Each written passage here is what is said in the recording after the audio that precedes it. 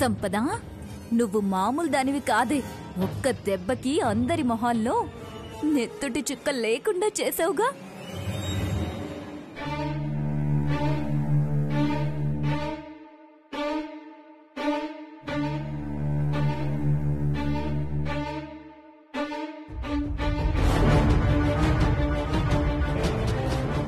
ఏమైంది లాయర్ గారు?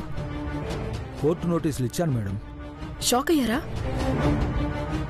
ఆఫీసర్ కదా మేడం, నోటీసుల వరకు వచ్చింది అంటే సమస్య ఎంత దూరం పోతుందో ఏం జరుగుతుందో తెలుసు కాబట్టి బాగానే షాక్ అయ్యారు.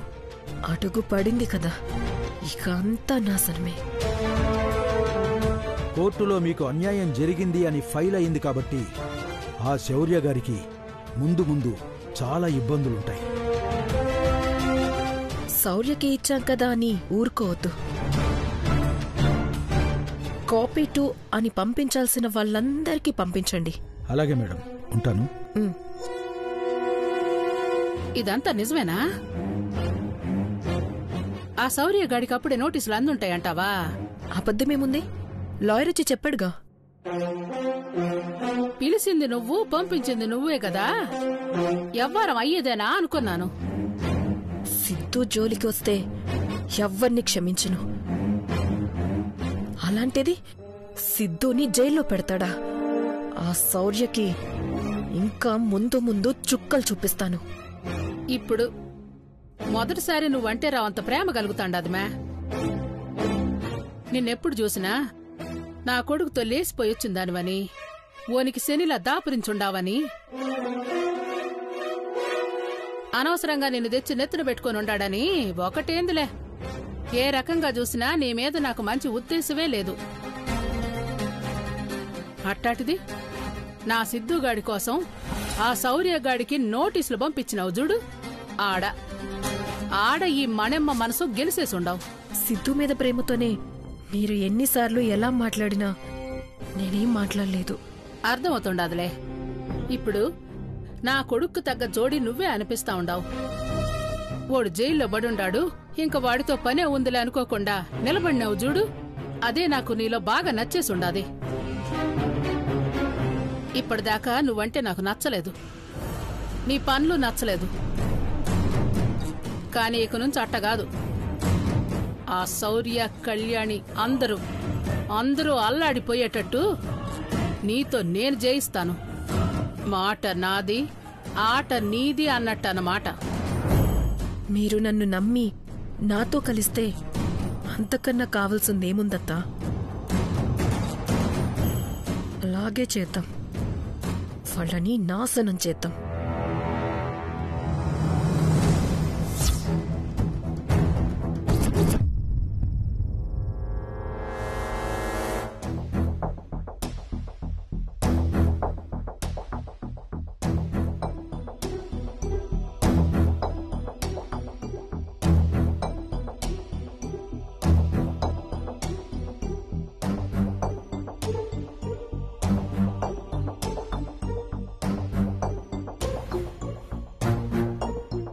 ఏమిటి శౌర్య ఇది? నీ మీద ఫిర్యాదు చేయటం ఏమిటి? కోర్టు సమన్లు పంపించడం ఏమిటి?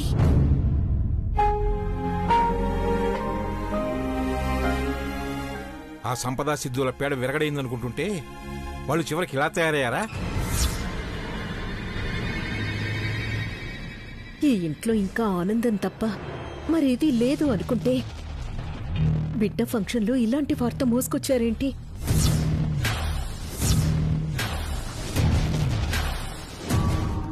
వాళ్ళు మనల్ని ప్రశాంతంగా బతకనివ్వరు. ఇదిగో ఇలా ఏదో ఒక రూపంలో వేధిస్తూనే ఉంటారు. దొరికిన వాణ్ణి దొరికినట్టు అక్కడ ఏసి పారేయకుండా తప్పు చేశాను అనిపిస్తోంది.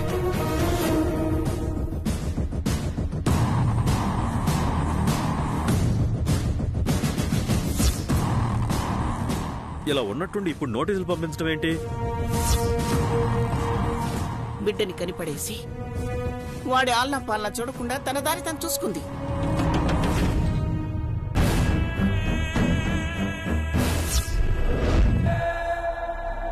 ఏనాడైనా బిడ్డ గురించి ఆలోచించిందా?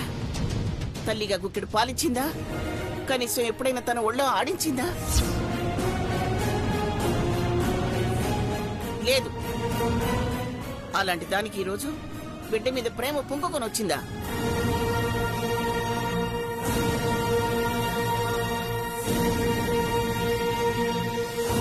బిడ్డ మీద ప్రేమే కాదు, హఠాత్తుగా భర్త మీద హక్కులు కూడా గుర్తొచ్చాయేంటో. ఇదంతా వాళ్ళు ఆడుతున్న నాటకం. ఎవరు చేసినా ఈరోజు కోర్టులు కేసులు అంటే శౌర్య పరువు పోతుంది.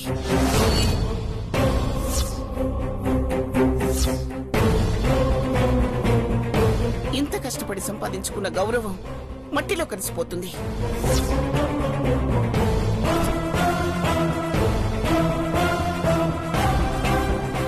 ఏంటి ఆఫీసర్, ఏం చేద్దాం? సంపద సిద్ధుగాని తప్పించడానికి కొత్త నాటకం మొదలుపెట్టింది.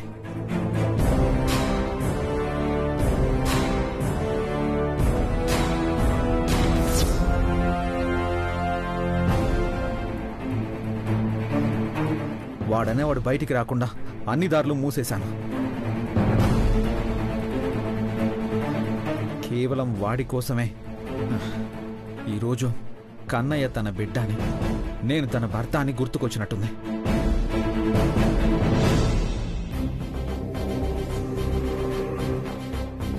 ఆ సంపద ఎలా తయారైంది ఏమిటి? చేసిన తప్పులు తెలుసుకుని ఎప్పటికైనా మారుతుందిలే అనుకుంటుంటే ఆ మార్పు తనలో వచ్చేలా కనిపించడం లేదు. అది మారదు. అసలు అది మనిషి అయితే కదా. ఆ సిద్ధుగాడితో చేరడమే తప్పు అనుకుంటే ఈ రోజు వాడిని కాపాడుకోవడం కోసం నా బిడ్డ మీదే కోర్టులో కేసేస్తుందా? ఎలా అయినా నన్ను బెదిరించాలనేదే తన ప్లాన్.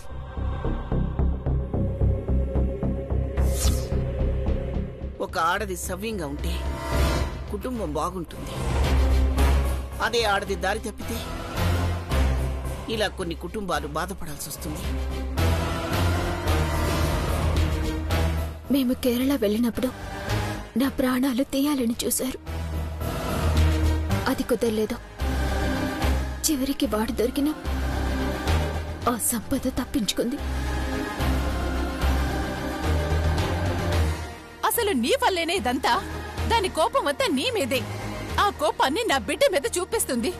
చివరికి ఇదిగో ఇలా శౌర్యని అందరి ముందు దోషిలా నిలబెట్టి పరిస్థితులు తీసుకొచ్చింది.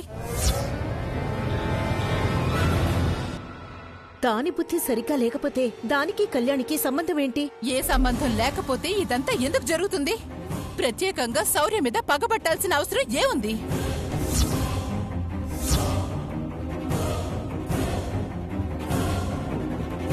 ఆ సంపద చేసిన దుర్మార్గ పని గురించి ఆలోచించకుండా దానికి కూడా కళ్యాణిని కారణం అన్నట్టు మాట్లాడతామేమిటి దమయంతి?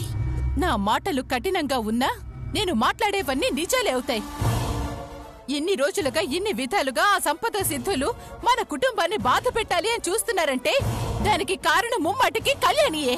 చాలే దమయంతి, ప్రతి దానికి కళ్యాణ్ నండన్ నీకు అలవాటైపోయింది. లేని మాట నేనేమైనా అంటున్నానా? ఉన్న మాటగా అంటున్నాను. అమ్మా, ఎవరి గురించో మనలో మనం గొడవపడ్డం ఏంటి?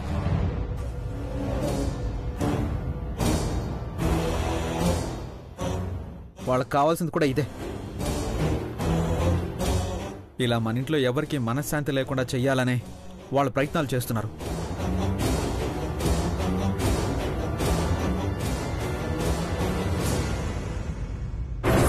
దీనికి అంతం లేదా? ఎంతకాలం వాళ్ళ చేష్టలు భరించాలి? చివరికి నీ మీద కేసు పెట్టి మన కుటుంబం పరువు తీసేదాకా వచ్చారు. ఇంకా చూస్తూ కూర్చుందావా? అవసరం లేదమ్మమ్మ. దీనంతటికీ కారణం ఆ సిద్ధుగాడే. వాడికి బుద్ధి చెప్తే సంపదకి బుద్ధి వస్తుంది. ఈరోజు వాడు అంత చూడకుండా వదిలిపెట్టను.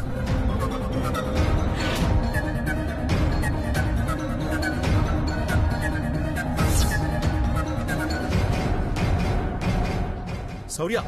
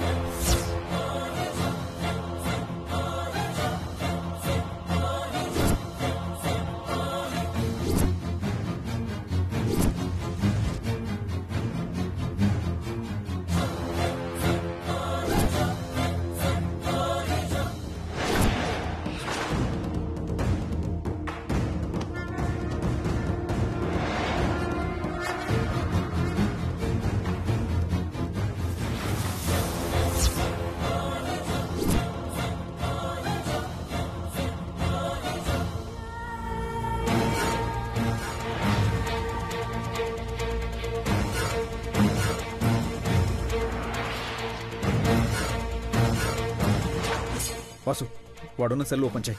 ఇప్పటిదాకా వాడిని ప్రాణాలతో వదిలేసి చాలా తప్పు చేశాను. ఆగు శౌర్య. వాడేం చేశాడో తెలిసి ఆగమంటున్నావా? తప్పుకో. ఆగు శౌర్య. డీసీపీ గారు వచ్చారు, లోపల వెయిట్ చేస్తున్నారు. నిన్ను రాగానే తీసుకురమ్మన్నారు. డీసీపీ గారా? సరే, పద పద.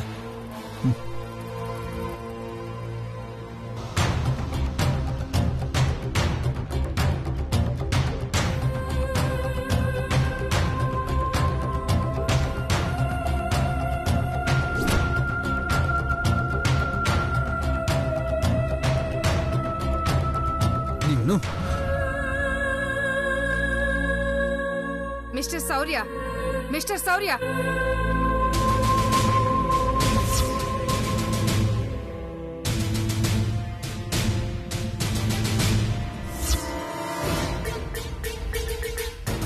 చూసారా మేడం ఎలా మీదకొస్తున్నాడు? వాట్ ఈస్ దిస్ శౌర్య? నా కళ్ళెదురుగానే ఇలా బిహేవ్ చేస్తావా? మేడం, తన గురించి మీకు తెలియదు.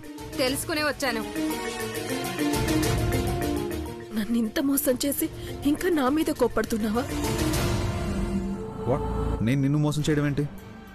ఎందుకు శౌర్య ఏం తెలియనట్టు నటిస్తున్నావు? ఆ రోజు నీకోసం ఇంటికి వస్తే కళ్యాణిని చూపించి తనే నీ భార్య అన్నావు, కన్నయ్యని మీ బిడ్డ అన్నావు. మేడం, తను చెప్పేదంతా అబద్ధం. మా బిడ్డని తన బిడ్డ అని చెప్తుంది. లేదు మేడం, వాడు నా బిడ్డే. నా బిడ్డని ఆయన అధికారం ఉపయోగించి నాకు దూరం చేస్తున్నాడు. నో మేడం, ఆ సిద్ధుగాడు ఈ సంపద ఎన్ని మోసాలు చేశారో మీకు తెలీదు. చివరికి నా భార్య ప్రాణాలు కూడా తీయాలని చూశారు. మరి కంప్లైంట్ ఎందుకు ఫైల్ చేయలేదు?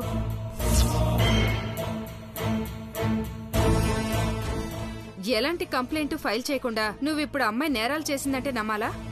నేను చెప్పేది నిజం మేడం. కన్నయ్య కళ్యాణి బిడ్డ. ఆ బిడ్డకి తనకి ఏ సంబంధం లేదు. సంబంధం ఉందా లేదా అనేది ఇన్వెస్టిగేషన్లో తేలుతుంది. కోర్టులో నీ మీద కేసు ఫైల్ అయింది కాబట్టి నిన్ను ఇమీడియట్ గా సస్పెండ్ చేయమని పైనుంచి ఆర్డర్స్ వచ్చాయి.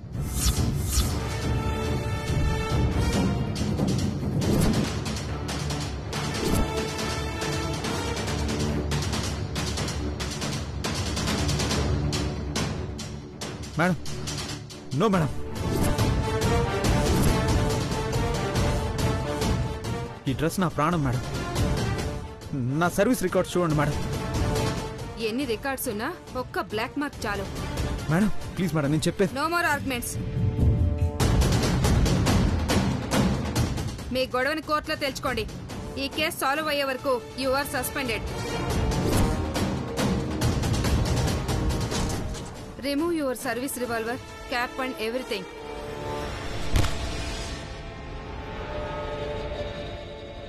I said remove.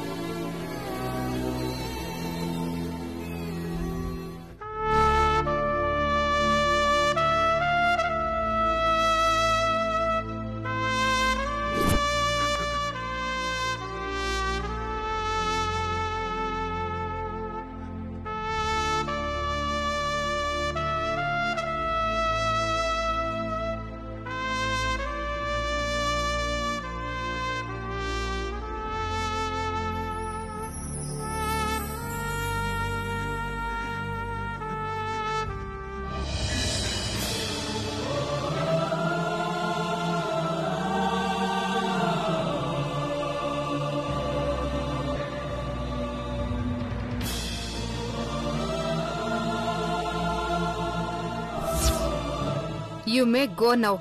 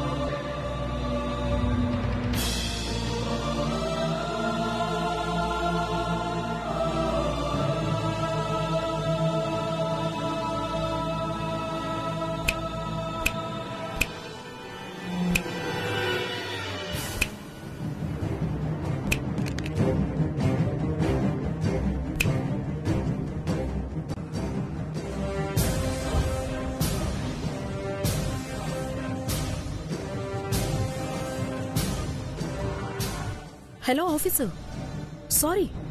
కాదు కదా. చూడు శౌర్య, ఇప్పటికీ మించిపోయింది ఏమీ లేదు. నా బిడ్డను నాకిచ్చేస్తే నీ యూనిఫామ్ మళ్ళీ నీ ఒంటి మీదకొచ్చేలా చేస్తాను.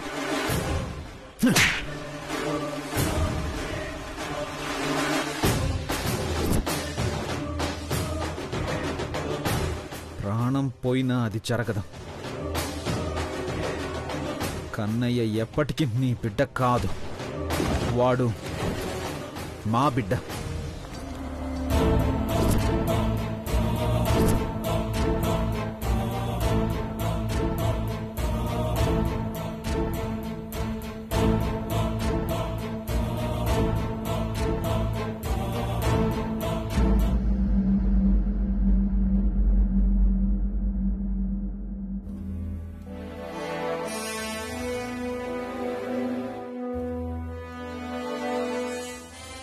పద, నేను ఇంటి దగ్గర డ్రాప్ చేస్తాను. వద్దు వాసు. డిపార్ట్మెంట్ నా నిజాయితీకి నాకు ఇచ్చిన బహుమతి చూసావా? నీ నిజాయితీ డిపార్ట్మెంట్కి తెలియక కాదు. నువ్వు దాని గురించి ఇప్పుడేం ఆలోచించుకో.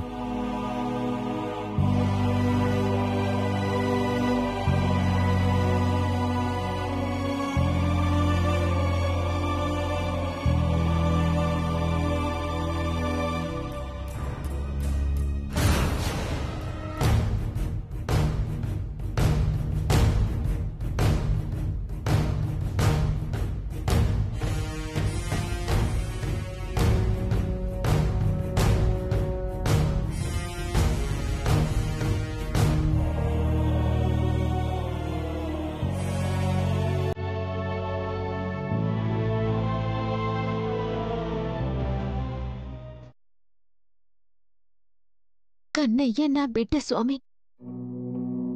నా కడుపున పుట్టకపోయినా వాడు నా కన్న బిడ్డ. ఇప్పటి వరకు నాకు వాడు దూరం అవుతాడు అన్న ఆలోచన కూడా నాకు లేదు.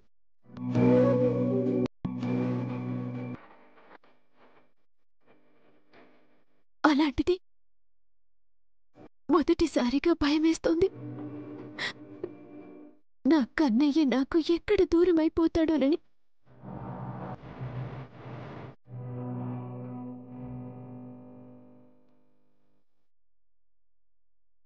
ఆ సంపద దుర్మార్గపు ఆలోచనలకి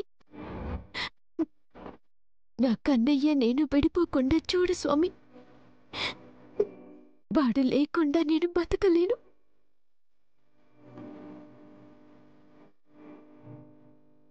అమ్మా, నా కన్నయ్య నాకు దూరమైపోతాడా? వాడు నా ప్రాణం. నా బిడ్డ లేకుండా నేను బతకలేనమ్మా. భయపడకమ్మా. ప్రేమ మీద ద్వేషం ఎప్పుడూ గెలవదు.